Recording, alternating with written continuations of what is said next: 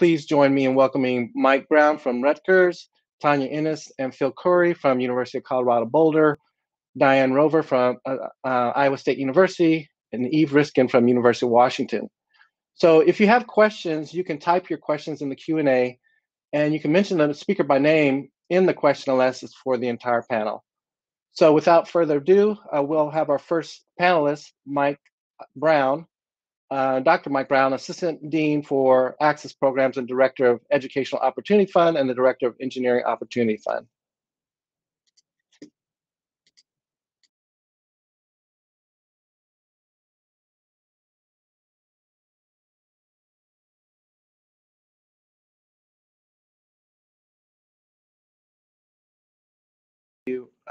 Mike.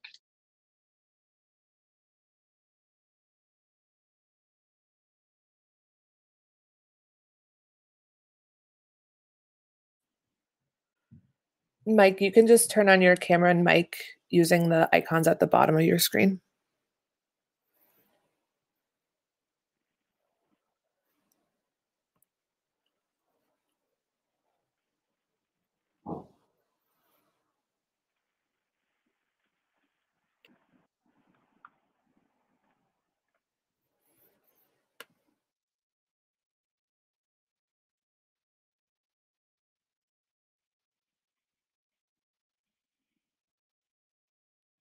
Mike, you should be able to turn your camera and mic on now.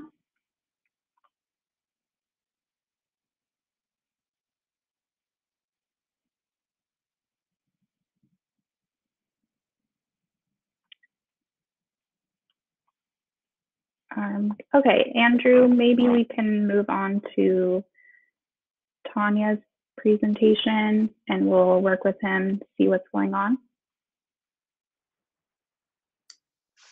Okay, so we're apologize for the technical difficulties. We just saw Mike and he must be having some connection issues.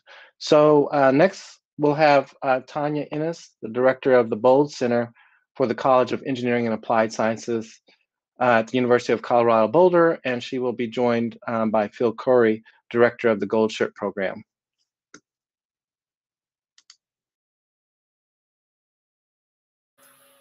Thank you for that warm introduction.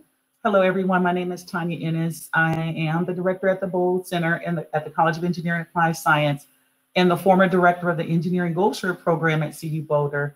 Phil Corey, who is the current program manager, will join us at the end at the Q&A session to answer more current questions. And so the Gold Shirt Program is not simply an admission policy, but it is a community. It is a holistic support program. And earlier we heard from one of the presenters that if you admit them, you must keep them. We cannot forget about them. And so we aim to recruit students who show the ability to succeed in engineering despite lower test scores or grades. And we've learned that from our discussions yesterday, that we have to look at the holistic student in terms of admitting and supporting them to and through engineering to graduation. And so through our retention programs with community academics and resources, we really provide a complete support environment for our students. So in community, living and learning together, they live and learn together on the residence hall on campus for 2 years, not just the first year. We have near-peer mentors and a very rich summer bridge program, which in last years we have done virtually. Academics, we have math and science readiness, and we coach students in terms of having an asset mindset and being able to battle stereotype threat. And then we provide a host of other resources. Many of these students come from low-income backgrounds, or underrepresented minority students, maybe first generation, first in their family to attend college. And so it's important that we provide scholarships, and a lot of our scholarships are based on participation in the community. We also offer high-touch holistic advising with students to not only help them academically, but to help them navigate the higher education landscape at the university. We've tried a new model for tutoring and academic support called study tables, and we host a number of events designed to support community and student engagement and interaction. And we know that learning happens by interactions, that learning is a social phenomenon.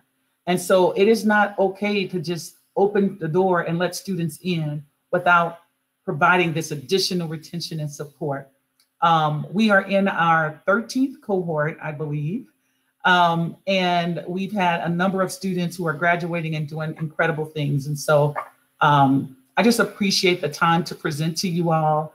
And I could talk about Gold Shirt for hours and hours. And so I'm going to yield to the other panelists at this time to present on their programs. And I would be happy to answer questions at the Q&A session.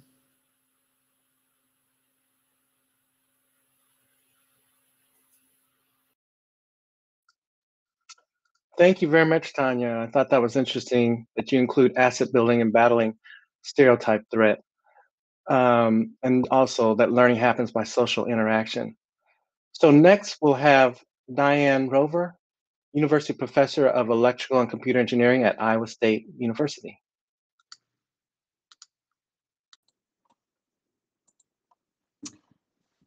Hello. In yesterday's panel on policies, our Associate Dean in Engineering from Iowa State, Sriram Sundararajan, discussed several policies and programs that are managed at the college level. As a former Associate Dean, I appreciate the role of the college as well as the role of departments. In this panel, let me share with you a collaboration led by my department, Electrical and Computer Engineering, in which we worked with the college and others inside and outside of the university. I'm currently a professor in the department. The initiative began with a directive from our College of Engineering way back in 2013. They challenged each department to identify key diversity, equity, and inclusion needs and to take action. So what did we do? We formed a committee. Well, as committees go, this committee was serious about changing things. We hired a consultant to conduct an external assessment. The assessment helped us focus on particular needs and strengths. It informed people in the department, and it validated to some extent the diversity, equity, and inclusion work before us. And ultimately, it helped us bring together a small group of faculty and staff energized to take action. It's also worth noting from the start, Iowa State's Women in Science and Engineering program was a partner in this effort, offering guidance and serving as a sounding board.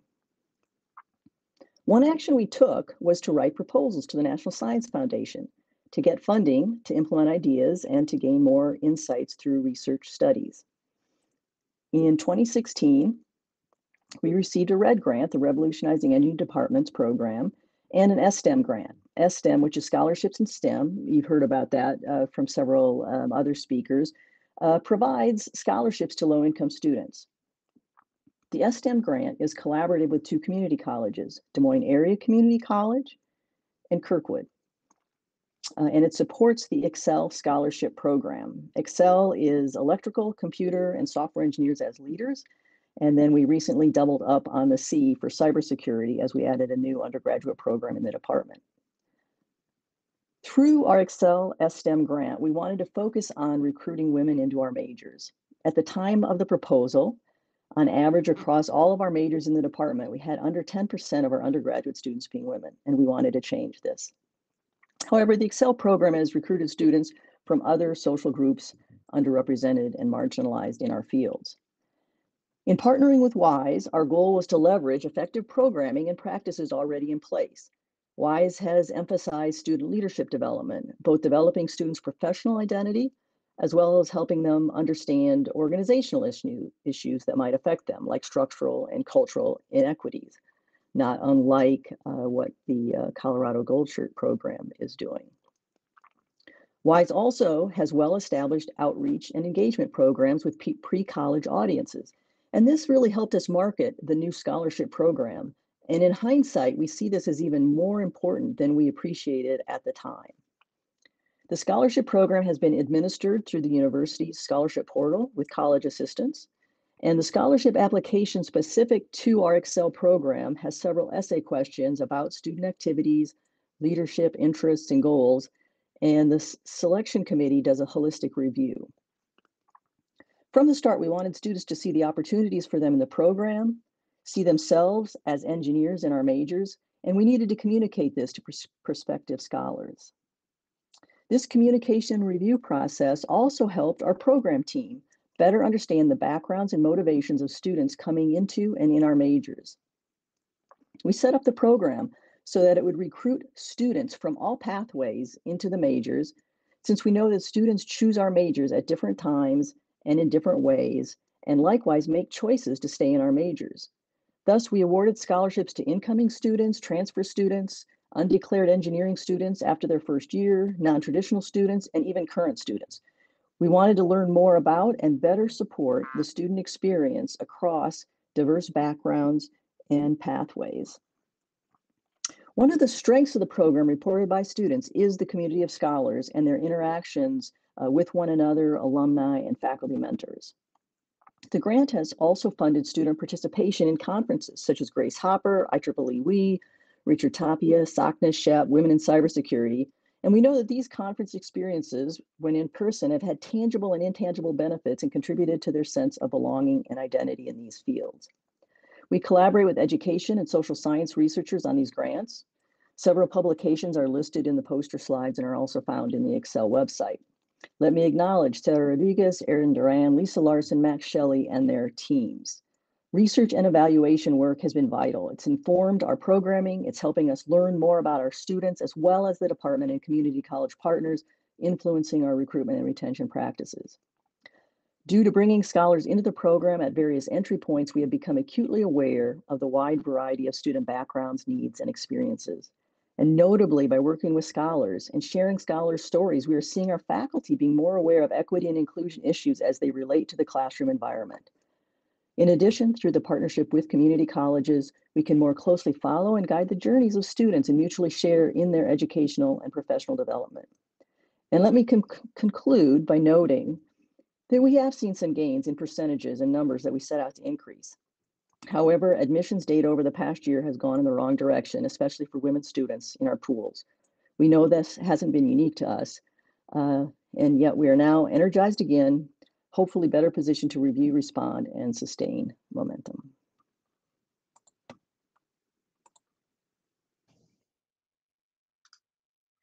Thank you, Diane. I'm sure we're going to have some follow-up questions related to the effect of the pandemic. And I like the approach of bringing together a cohort of staff and faculty to work together and write proposals to support your partnerships.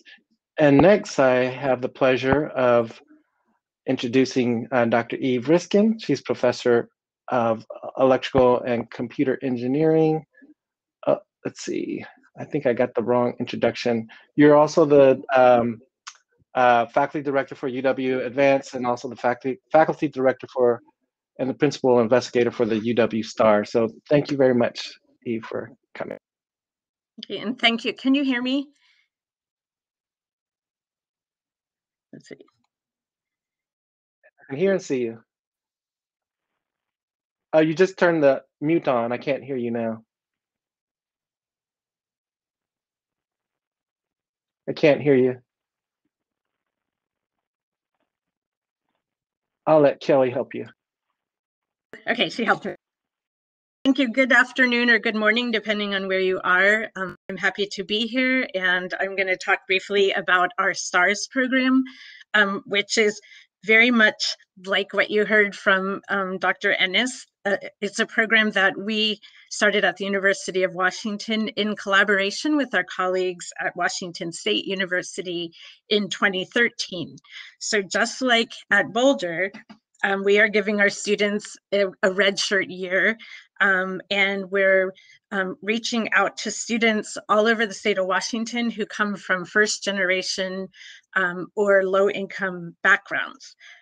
We focus heavily on public high schools in our state of Washington, where at least 30% of the students are on free or reduced price lunch. And because, again, Washington is one of these states with an anti-affirmative measure on the books, and sadly it was re-upped in the last election, which was really unfortunate, and we're unable to use race, ethnicity, or gender in making admissions decisions. However, we are able to use the socioeconomic status. And so this has enabled us to bring in some terrific students from diverse backgrounds into our College of Engineering. We've adapted our program from Boulder in ways that now are quite distinctive. So for example, our students are now getting a full 2-year intervention up front. And they are expected to finish in 5 years, although some actually are finishing in 4, in particular the students in computer science, in our human-centered design and engineering program, and some in my department, electrical and computer engineering, may finish in 4 years and a quarter, or 4 years and 2 quarters. It's the, the traditional engineering programs with the lockstep curriculum that tend to take the full 5 years. So about half of our students are underrepresented minorities. Over 40% are women. And in fact, this fall, we'll welcome our 9th cohort of students. And for the first time, we have more women. So we'll have 17 women and 13 men. We have about 84% are having the Pell Grant, and over 70% are first in family. To date, retention or graduation rates have been really high, higher than I had hoped for. Again, we were very thankful to Boulder for helping us get started. But with the 2-year support, we're really seeing excellent retention. So in engineering and computer science, over the first 7 cohorts, we're either 77% graduated or still enrolled in engineering or computer science.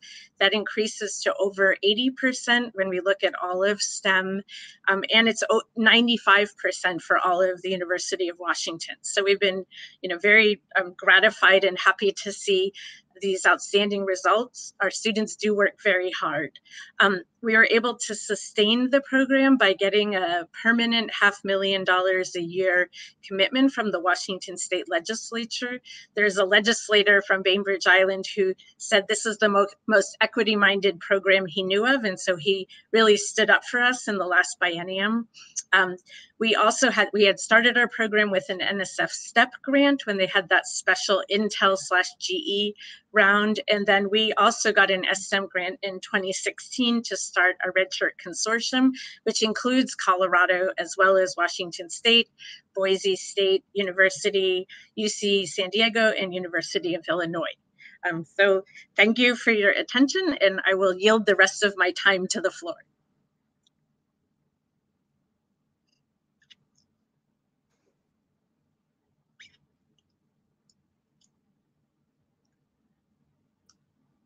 Thank you very much, Eve, for sharing that. And I think that's great how you shared.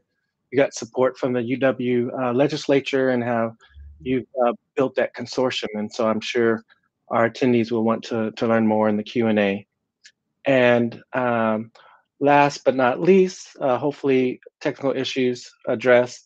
We have Mike Brown, Assistant Dean of Access Programs at Rutgers University. He's Director of the Education and the Engineering Opportunity Program. All right, I'm glad we got to work through these technical issues. I'm so happy to be here today to speak a little bit about some of the amazing things our programs are doing related to diversity and helping to grow these populations within our School of Engineering. My dean was here yesterday to speak a little bit about the power of a long, rich history related to supporting students through our EOF program, which has been in the state of New Jersey and at Rutgers for over 50 years. It's been within our engineering program for over 40 years at this point. So we have a long history of working with our students to get them access to college and also getting them through the curriculum. So our EOF program, which stands for in the state of New Jersey, the Educational Opportunity Fund, within our school, we call it Engineers of the Future, as a play on the acronym at the state level, is created and identified in the state to help disadvantaged students and get access to college and get the support that they need as they transition through the program. It was introduced into the School of Engineering in 1978, and the whole purpose is to take low-income and first-generation students, give them access, the supports, and also evaluation when they first come in to figure out how we can better help them as they come in through the curriculum and stay with them with their assigned advisor until the time that they graduate, along with a number of programs and workshops and additional services during the academic year, as well as get them connected to industry, which is their end goal, to either get those full-time jobs or connections related to graduate schools as well. These students are first go through a whole review process. So all of our students are they fill out a supplemental application related to, which is in addition to their Rutgers application. The information on there helps us evaluate just whether they meet bare minimum criteria related to coming to the university, takes a look at their leadership, their performance within high school, extracurricular activities, if they've been involved in dual degree programs. In many cases, if we need to further, review students, we also take our students and we interview them before they're coming in. We have a lot of these partnerships and understandings of the backgrounds of our students because of the relationships we have with high schools and our community-based organizations within New Jersey. So we work very closely with the schools and the partnerships that we have to understand, number one, the curriculum and the resources that students already have, and number two, how we can continue that support once they actually come to college, and actually identifying who are the students that are going to meet the profile for our program. And so that's been the history of our EOF program. Once again, 40 years of doing this with students and making sure that we're providing this access to underserved populations in the state of New Jersey.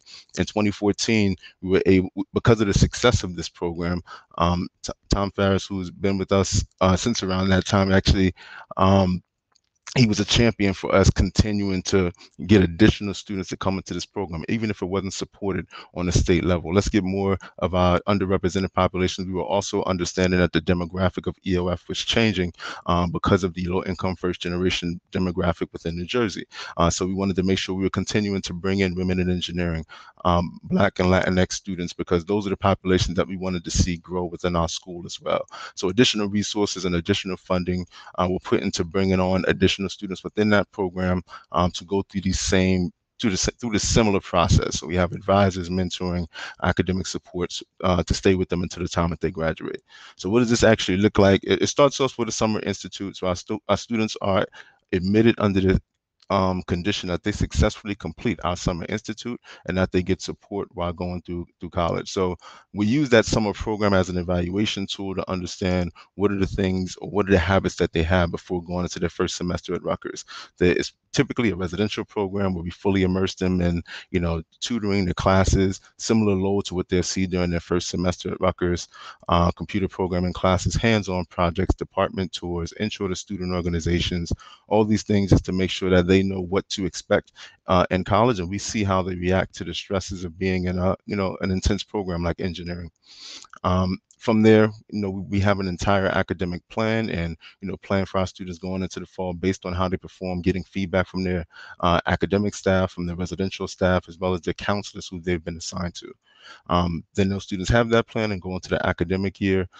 We implement that plan. We work very closely with our students. We call our advising intrusive advising because we expect our students to see us very consistently. We expect to work with them through each of their transitions. So during the academic year, they're going to required programming. They're attending mentoring sessions. If they have a mentor, opt into that option. If they need academic skill development based on their performance in the summer program or any time along their journey, we have courses and resources to support them in that. Another thing that we kind of infuse into our program to make sure that we reduce that time to completion or the time to complete their degrees is funding for winter and summer courses, so that in the summer, if they don't have other internships, co-ops, or research, they actually have additional classes that they can take to get caught up. If they place into pre-calculus or developmental courses, we want to make sure that they have support in doing that. And we don't just focus on our first-time, full-time students. We also have a pipeline for our transfer and non-traditional students as well, who can get connected to our office, get evaluated to see if they meet the criteria for our program as well. So I'm open to a number of different questions or any questions that you guys have about our program and how we actually connect students to this resource and actually evaluate them to be a part of our programs. And once again, thank you so much for having me this afternoon.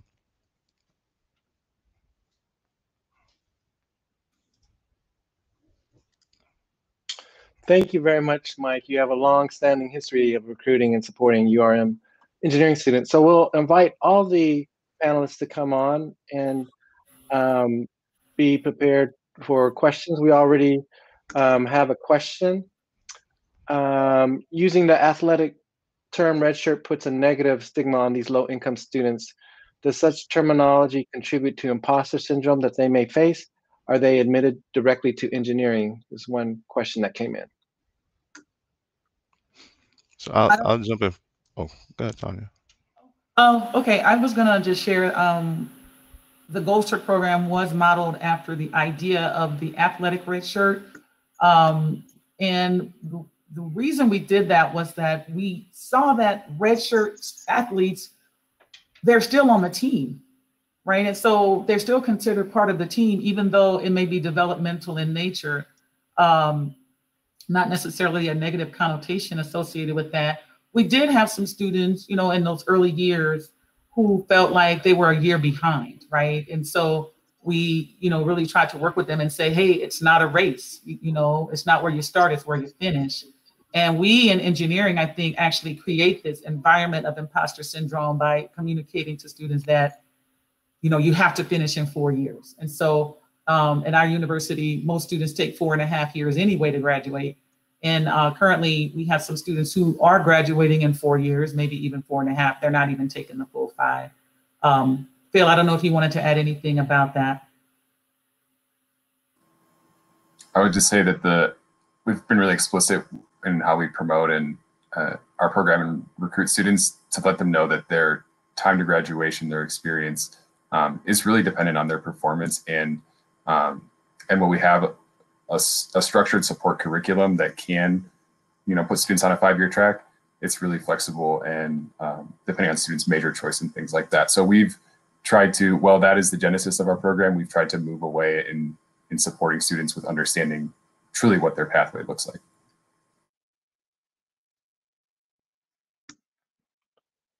All right. Would anyone else like to respond to that question? I didn't realize it was a pointed question, so I just was jumping in to talk about the okay, imposter syndrome piece. But okay, Eve wants to say something. I'll jump in just quickly. Our students have done so well at UW, the STARS students. They work so hard, and they're tending to come in toward the top of the curve in their chemistry, their calculus, now in their computer science courses. So I have not heard any people worrying about imposter syndrome in terms of the red shirt terminology. Instead, the faculty have really gotten on board with STARS because they see how well the students are doing. They come to office hours. Well, back in the day, they would come to office hours. They would bring their friends. They really help their friends learn about the resources at UW. So we see them in clusters of students wearing their signature STARS sweatshirts. So they really seem happy to be part of the program. And again, they work so hard and have succeeded. So we are thankful to them. So thank you. Thank you, Eve. And Mike, why don't you comment about do your students face imposter syndrome being in the Summer Institute and that being a requirement for them to enter engineering? yeah, absolutely. I think that's something our students definitely struggle with, which is why I think our summer bridge program is so important. Like these students coming together and having some common, you know, experiences before entering their first year in college. For the most part, these students are, you know, from the same, in some cases, they're from the same neighborhood, same schools. So understanding that students that look like them, that have come from their journey, that come from their backgrounds, have made it into the university and been, you know, they've been successful. We have mentors and students on campus that are encouraging and motivating them to get through this experience. So at the end of the day, I think it works very hard to work against that imposter syndrome so that they feel that confidence going into the first semester. Most of our students feel like they're, you know, almost sophomores coming into their first year because they've experienced almost the first semester of their campus life during the summer program. So it really enhances and encourages their confidence and motivation as far as being a part of engineering. And as a follow-up question, someone said summer bridge programs have proven to be successful models to retention for first-year engineering students. Do you agree, and is this a best practice? I would absolutely agree with that. As far as a practice to, number one, help evaluate students, understand their needs and the resources necessary for them to be successful in their first year, as well as helping them get experience in the classes and academics before entering their first year, and building that community of practice within their peers that are coming in. It's one of the reasons why we got additional support to bring more students within our program, because of the successes that we saw with our summer bridge with EOF and it's on a state level.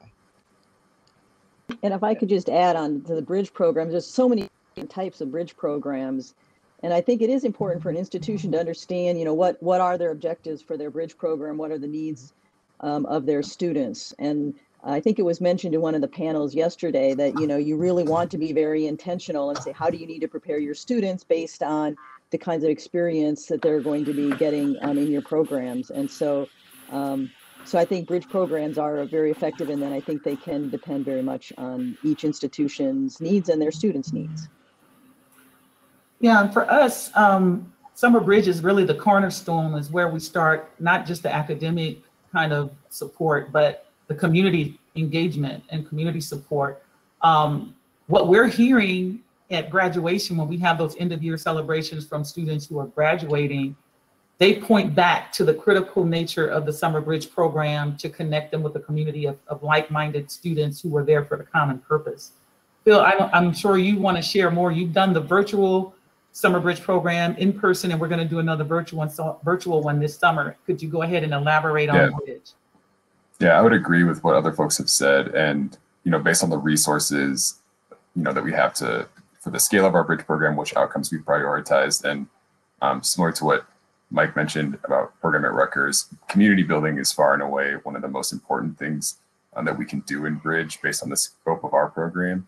And that really goes so far to support students in having a community of peers to study alongside, as well as getting to know staff and faculty members, building relationships. And we see the strong relationships at all levels and how those support student retention.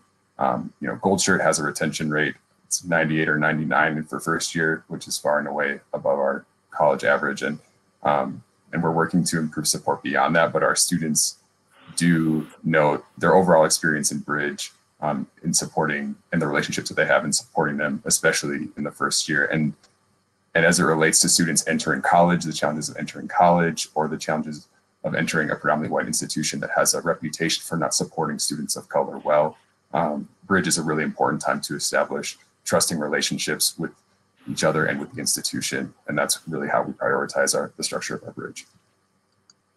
And thank you, Phil. And Tanya, you mentioned your program was virtual this year. So the question to everyone, what opportunities and challenges came up for your programs over the past year? Did you make any changes to the programs? And if so, will any persist? Yes, we had our challenges.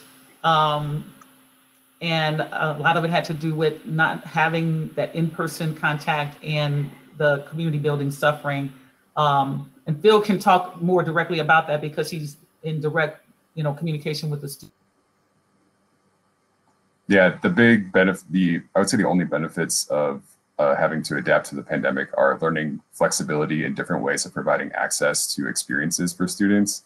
And we can learn a lot, and our instructors and partners have shown a lot of adaptability, and a lot of that we've taken into some of our academic year programming that will persist beyond restrictions about in-person participation. But it really truly has been a significant challenge in terms of relationship building and building students' confidence with being able to outreach to resources for support and building relationships with faculty. And there are a lot of supportive faculty in our college, but there are still a lot of systemic barriers, for when it comes to technology access, structure of courses that have changed in the pandemic. And so we've had to be really responsive to that, and it's been challenging.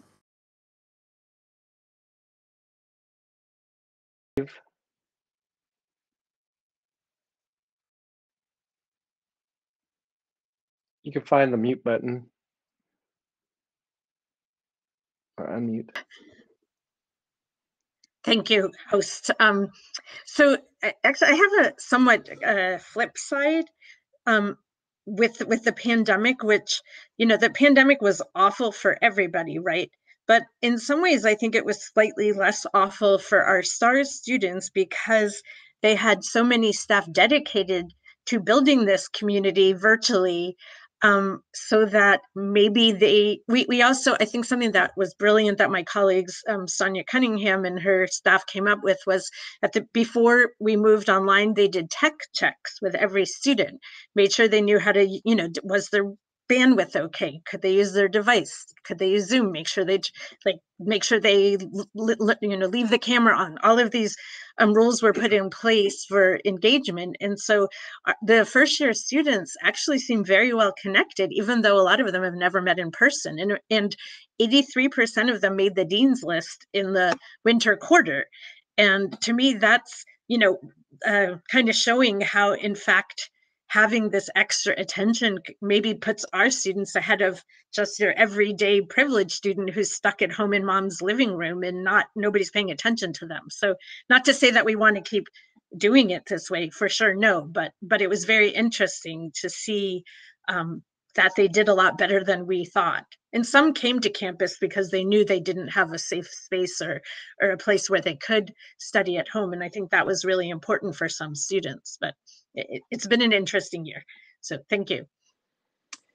We continued to meet with our students virtually, you know, all year regularly, and we had good participation in that. And I did feel as though the scholars, you know, they appreciated that time together, right? So it wasn't in person, but at least the virtual time together, you know, let them connect with students in ways that they may not have been connecting with, you know, in their other, you know, other classes that might have also been virtual or hybrid. So I think it was still really important, and it was very valuable to students what a scholar or cohort program was doing for students.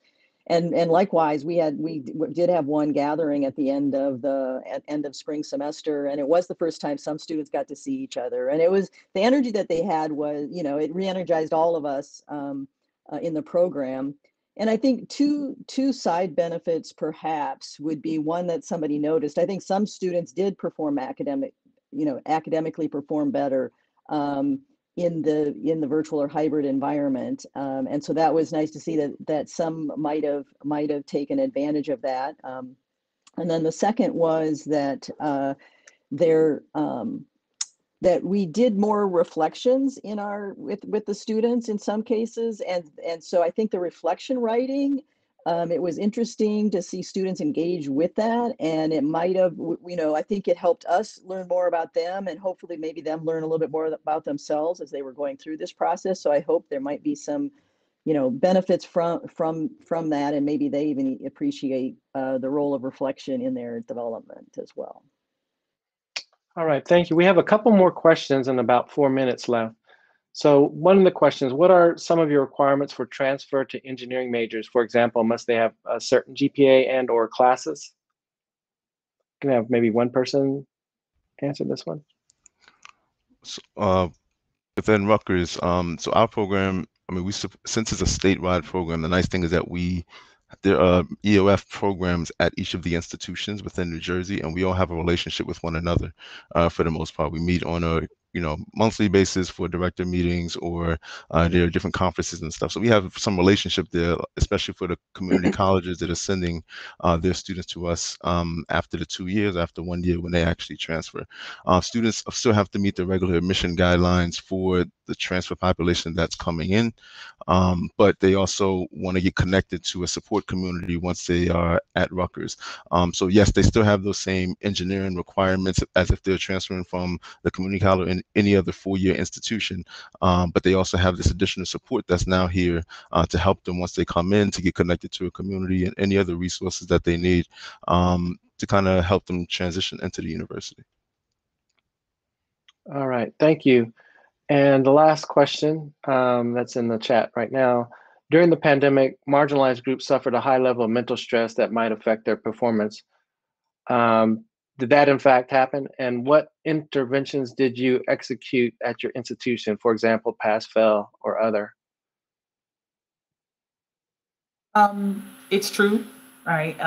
Many of the students did experience that high level of mental stress and anguish.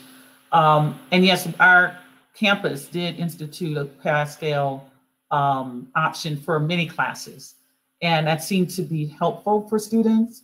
But also, we also had other interventions in the Bold Center where we had our programming designed around supporting students' mental health and mental well-being.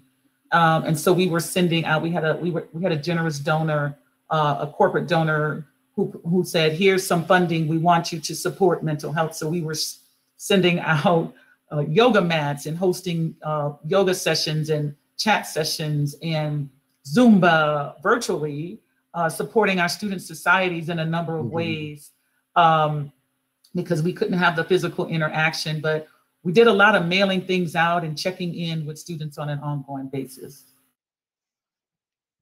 That's great. Yeah, at Rutgers, there was some community-based counseling that took place within our individual schools. So partnering with our Center for, Psychiatric Services, Counseling Services, to make sure that students had an outlet to, have group conversations or, one-on-one conversations if needed, if they were struggling with mental health. But the institution definitely offered options for passing credit for all the courses that they were offering for like the past 3 semesters, to be exact. So this entire academic year and the spring that the pandemic actually hit. So students had some options there when it came to passing credit in their courses, because we recognize that, yes, it's the mental health piece, but it's also not understanding some of the circumstances that these students are in back home. It's not just that they had the technology issues, but maybe they were sharing laptops and computers and between siblings and mom and dad who's working from home. There was just a big challenge for a lot of the students just to be able to do well in their individual courses, as I'm sure we all experience with our students. All right. Well, we have time for like 15 seconds from each of you on what advice you would give to institutions as they consider adopting or adapting these types of programs.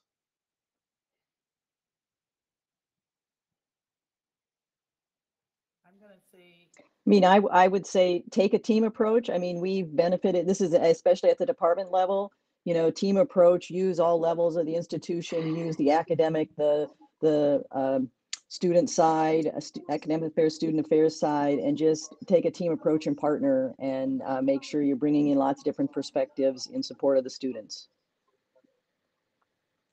I would say I heard this at a workshop at Ohio State University where I attended a first-year engineering experience conference. Use your resources for students who need it the most.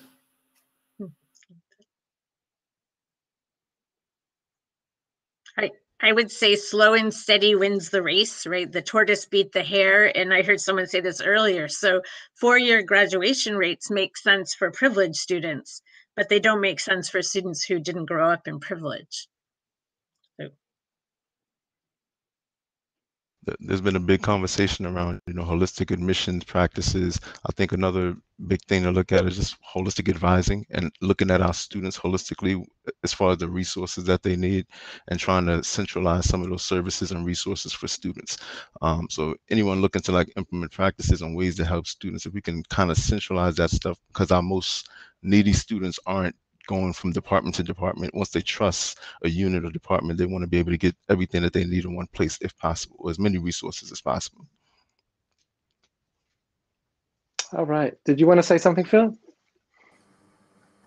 I just want to echo and thank the other members of the committee. I think the importance of like providing holistic support and partnering with the people in power in your colleges and departments who can help enact that in other ways, because it takes more than a program.